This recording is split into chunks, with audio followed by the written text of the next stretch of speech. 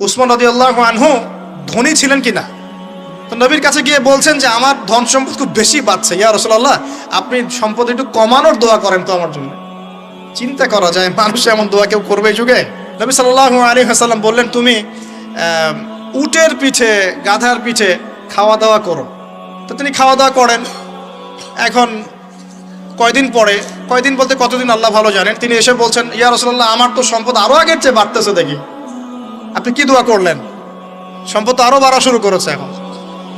তখন তিনি বলছেন যে তুমি যখন খাও তখন তোমার হাত থেকে যদি খাবার পড়ে যায় তুমি কি করো?